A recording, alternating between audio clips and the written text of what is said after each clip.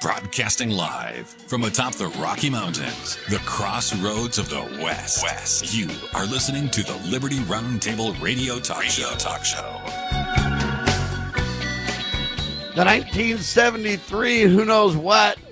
Is it gone? Is it going to be implemented? What the heck? And hypersonic missiles. The negotiations seem to have been canceled or never started. The fact is, talks are off. Folks are whispering in Donald's ear saying, hey, go to war, go to war, go to war. Attack, attack, attack, attack. And you got Lindsey Graham from the United States Senate, the chief architect there. You've got Benjamin Netanyahu teaming up on the plan. They're all surrounding the Donald, and they're saying, go, go, go. You're a macho man. Get her done. And, you know, Donald Trump used to call everybody else Rocket Man, the North Korean leader and everything else. Now Donald's turning into Rocket Man himself. The question becomes, Dr. Scott Bradley with me now, freedomsrisingsun.com. Check out his collegiate series, To Preserve the Nation. Anyway, Dr. Bradley, are we going to have hypersonic missiles launched into the theater with Iran? Well, I've been saying for probably a good 2 years the United States was caught with their pants down, in a euphemistic term, in regards to hypersonic missiles. China and Iran are right on the leading edge of that and have been for years.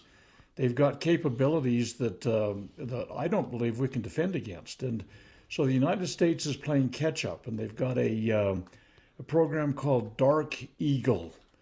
And the idea is that we're going to develop, and we are developing, our own hypersonic missiles.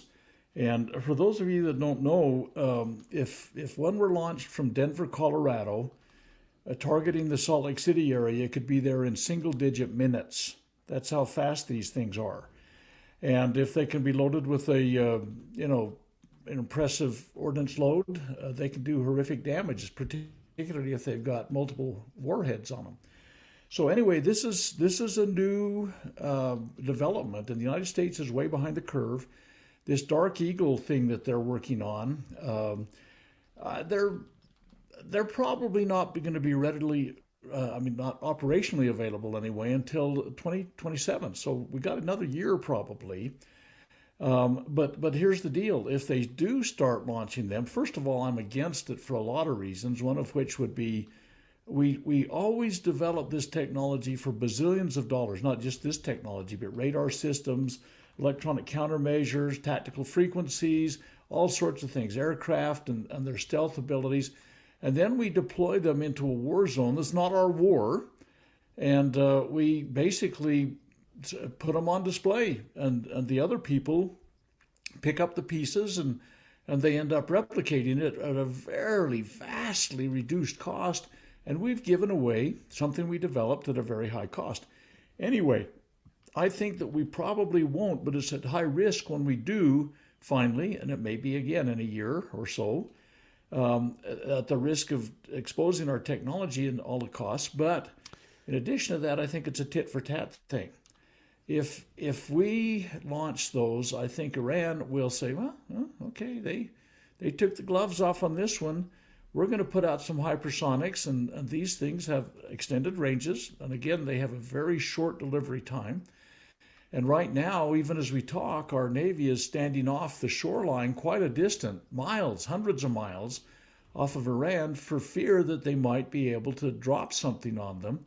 And if they started showering, hypersonics, it would be horrifically bad if we lost an aircraft carrier or three, or any part of the armada that we got floating off of there. This is an escalation, and I think it will be perceived as that. And I think that what will happen is that we will see a similar escalation in return.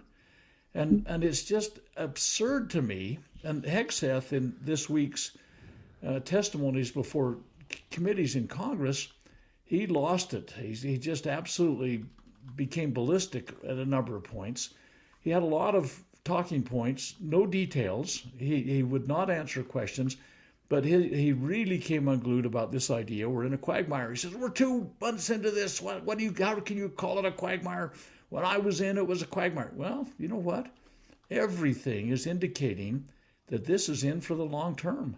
They can't even sit down and start talking about it. It took 4.5 Well, and what years. they're doing is they're playing games here right now, too, because Trump's kind of said, hey, I got this ceasefire, and people kind of believe there's a ceasefire going on.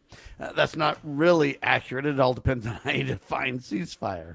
So what we do is we claim there's a ceasefire, but then, we don't go full out. But what we do is they bomb us, we bomb them. Israel does this, somebody else does that, some other country does this, Iran bombs other countries. And so they're just kind of playing around, kind of deceiving the people about this. The fact is we're still at the same war we were at when we started in February 28th. That hasn't really changed, even though we play games that kind of make it sound like it's changed. Really, we're at the same games we've been at since the start, right? And we're getting told the same Bravo Sierra, we beat the pants off of them, they're dead, they're laying there. No, we probably have effectively neutralized, that's a euphemistic way to put it, their arsenal by 30%. They're still got lots of ammo in their pocket. But here's the deal. It took 4.5 years from the time the United States and North Vietnam started sitting down in May of 1968 until they signed the Paris Peace Accords in January of 1973. 4.5 years. And there was a lot of intrigue. There was a lot of stuff that went on bombing plans and, B-52s in the air that were, we dropped more ordnance in Southeast Asia than we dropped in the entirety of World War II. And still, these pesky Vietnamese just wouldn't come to conclusion. Now, what was negotiated ultimately was Frank Schnapp called it a decent interval, where North Vietnam would let us extract ourselves with some kind of face-saving thing, and then they would wait a while before sweeping through and taking over South Vietnam, which had been their goal since Dien Bien Phu, when they were doing that in the early 50s against the French. So what was going on was a charade, and it took intense negotiations. It took years of negotiations. And Iran is not even coming to the table because they don't feel a need to. We're being snookered. We're being punked, and what's happening is we're drawing down our reserves in terms of military capabilities. China is watching very carefully about this. It might afford them the opportunity to make their move on Taiwan. Pray that doesn't happen, just telling you. They're also watching and waiting all these, enemy countries, if you will. Pardon the term, but there you go. And they basically want to see if we slip up and they can grab technology. They've already possibly got many technology intel details from what we've already done from watching how we respond. For example, when they send a fleet of some of these drones, how do we counteract? What do we do? What can we do? Same thing with some of these, I can't remember the term, but they're like a fleet of little boats that all attack at once, kind of a swarm thing. Hey, how well can we combat that? How well do our missile defense systems deal with the drones? Or how do we deal at sea when some of those things are going? Could they literally have so many drones and so many little teeny sea boat vessels, whatever you want to call them, that could take out our boats? Or, you've got some real questions there. They're assessing all that right now, Doctor. Well, then here's another little thought process. The best price that I've been able to get on these new Dark Eagle hypersonic missile hypotheticals is over $40 million per missile.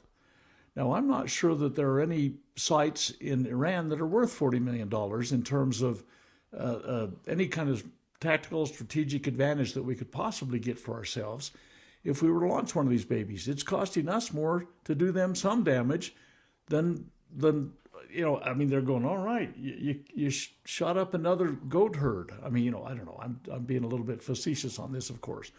But the fact of the matter is we have some very high-priced ordnance that we're just shedding it quickly. And we can't continue to do this. It has a finite number, and those numbers we I don't know, 6 more weeks. I don't know what we've got in those things, and then and the problem is they lie. So when people bring up we may not have it, then they come back and say, "Listen, we can handle it. We're military ready. We've got plenty of stuff on hand."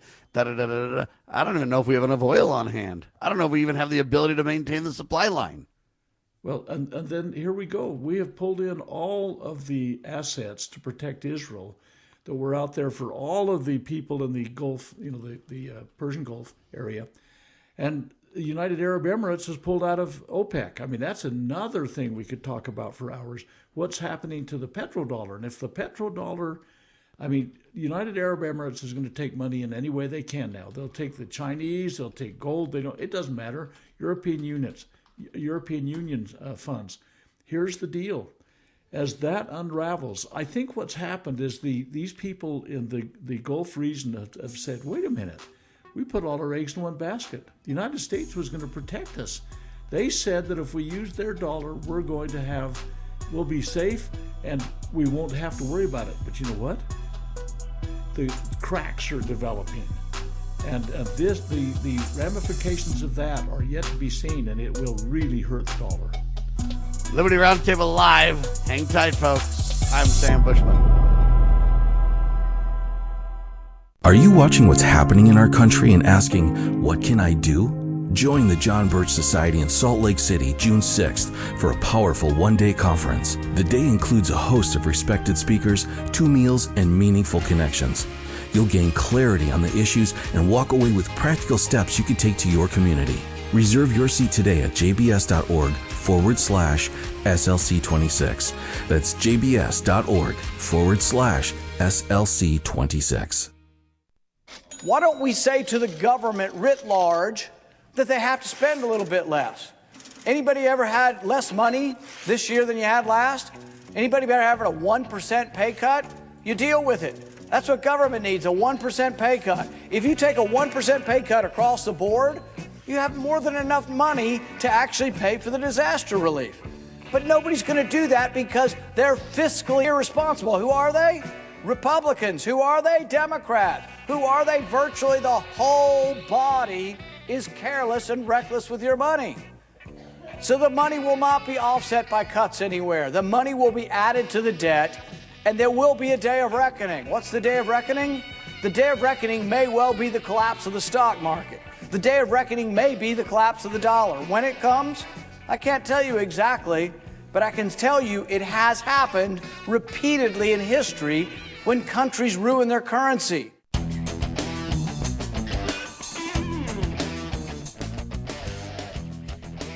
All right, the question is who controls going to war, right? The 1973 War Powers Resolution was supposedly designed to stop presidents from taking the U.S. into military conflict without congressional approval, right? They say, hey, you got 48 hours, and then limits troop use to 60 days without approval, but hey, they've all been ignoring it, right? The constitutionality is still being debated. I think that, hey, they don't have the authority to say 60 days, this, that, whatever, 48 hours. They don't. Look, Congress is responsible for war, and they can't just grant the president this, quote, temporary, whatever you want to call it, license. Now, here's what the law kind of does. It was passed after the Vietnam War because everybody's like, man, we're in an undeclared war forever. Congress wanted to rein in presidential war powers, right? They say the president must notify Congress in 48 hours of deploying troops into hostilities. See, to me, that's a violation of the Constitution because Congress is supposed to declare war. Now, you can say if we're attacked, there is a little bit of grace where the president can take action to defend us while Congress gets their act together. But this isn't that. Troops must be withdrawn within 60 days plus 30 days. They call it a wind down. Okay? So Congress can vote to force removal of troops. But see, that's back end. Donald gets them there, then they got to vote to get them out, not decide to bring them in. It's all topsy-turvy, Doctor. But are they going to go ahead and invoke this thing now or what? Okay, I think there's so many moving parts on this. There's so many people holding their mouth a certain way, and Lindsey Graham is out saying it's unconstitutional. He's citing some things that Obama did in 2011, where Obama says, well, it doesn't really apply in some instances. Bravo, Sierra, Bravo, Sierra. Everything that is happening is a nuanced spin on the pure, clean doctrine of Congress shall have power to declare war.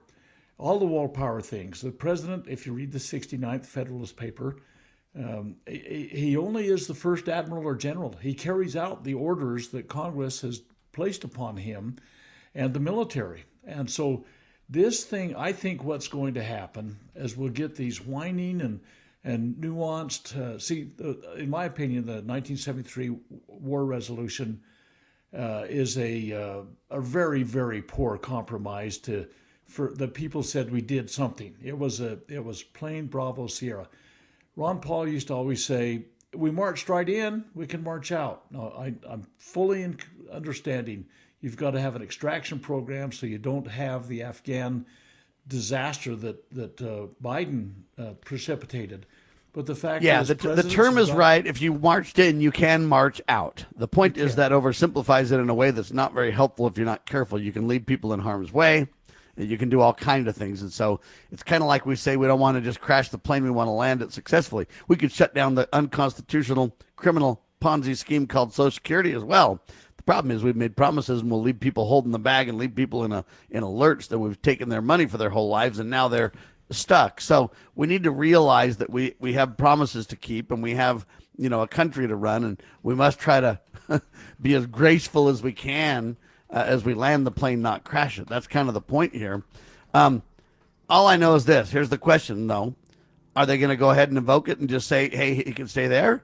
Congress really has kind of already voted and said, we're not going to rein in Donald, right?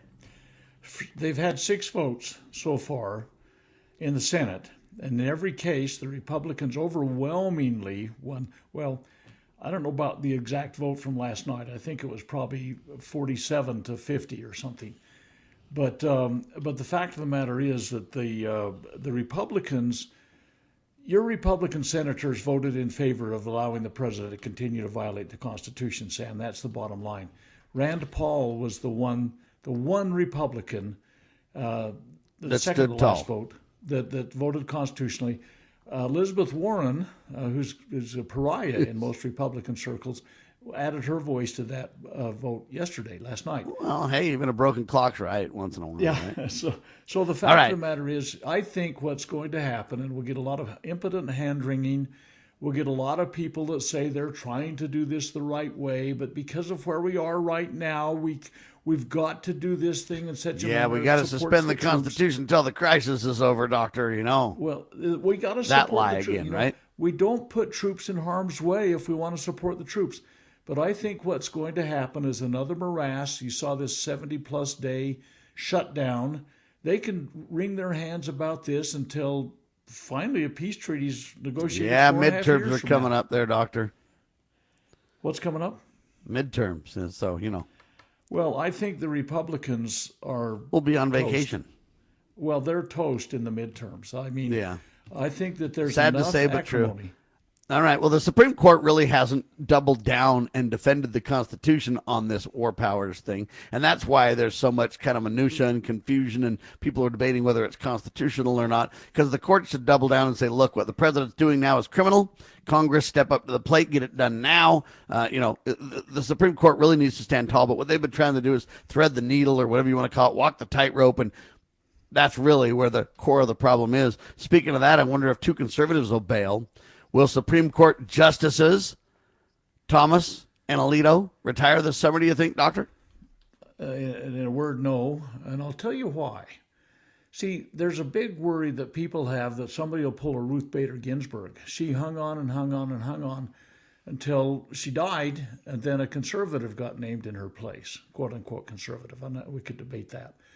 But the fact of the matter is, I think Alito and Thomas could have possibly decided to retire this time and given Trump an opportunity to nominate 2 more of his type candidates, and it would have been possible to get him confirmed through a Senate that was controlled by the Republicans. But I think what Trump has done, I mean, attorneys have a very high pride in their craft, and Trump has done everything in his power to offend everybody in that industry, whether it's regular judges down at some district level on up through the Supreme Court. So you're saying they may try to just make Trump pay and stay there and then die or do whatever else, and hey, let the Democrats have have a win on that one. Maybe that's all by design even, Doctor. Well, here's the deal. I think what happened with this birthright citizenship thing, Supreme Court decided to hear that so they would get an opportunity to slap Trump down in a very public setting. And I think it's kind of that, where he has been so acrimonious against all courts, but the Supreme Court specifically, that they're saying, the heck you say. We're not going to allow you to walk on us without some cost. Now, they're cutting their nose off to spite their face, in some people's opinion, because if the Democrats put in somebody that, really is a disaster, and that's been known to happen, then the whole country's going to pay the price. And by the way, two of the names that were bantered around was both Mike Lee, Utah's senator, and Ted Cruz. Now, Ted Cruz, I can kind of see on that list because he's talked about a 2028 presidential run, and you'll have a hard time convincing me he's a natural-born citizen, and we could discuss that at length if you wanted. But he could take Ted Cruz out of the running pack, take it, hand it more easily to, Vance or something. And so there's some logic. Maybe he might want to put Cruz in, and then Mike time Lee, will tell. Mike. But you're saying you don't think that they'll retire. They'll kind of make Donald pay. And that's a sad tale to tell because we could get some good, honest people in there, and we'll lose a real opportunity if we're not careful here. And that's the game we play when we, do kind of the Russian roulette style idea here. It's disaster, in my humble opinion. Was the 16th Amendment constitutionally ratified? In one word, no, absolutely not. But anyway, you got asked that last night again, for reals? Honestly, that was the first question out of the hopper. I don't understand why people should. I mean, we've gone through this for 35 plus years. People should know better on this. Of course not. Well, here's part of the problem. There are movements out there that have very unhappy endings when people think they're going to fight that 16th Amendment in the wrong way, and you end up in prison, okay? And really, the 16th Amendment, you don't need a Constitution Convention to get rid of it. They can get rid of it the same way that the 18th Amendment was got rid of, prohibition. They had the 21st Amendment. It was a rifle shot, if you will. It's a single-purpose amendment that does what needs to be done. It could be gotten rid of. And we have a lot of movement out there with, Convention of the States and Conference of the States, or whatever the name they're calling these opportunities, so-called, to be able to have another Constitution Convention. They say, we got to get rid of the 16th Amendment, we got to do this and this and this and this, and they're going to try and do 27 things, and they end up getting rid of the Constitution. But they could get rid of the 16th Amendment with the 28th Amendment, and that's all it would take if the people really wanted it. And we could do that as a people. And the idea that it was ratified constitutionally, I believe that the evidence is laughable. Red Beckman went and proved that bogus in his book. But at the end of the day, I hope the American people do that. I hope, as in the words of Ezra Taft Benson, former Secretary of Agriculture during the Eisenhower administration, I hope we wake up and realize we've been played for suckers and call a halt to the con game. I hope we can get that done sooner than later. We'd darn well better. And the war stuff is really getting in the way.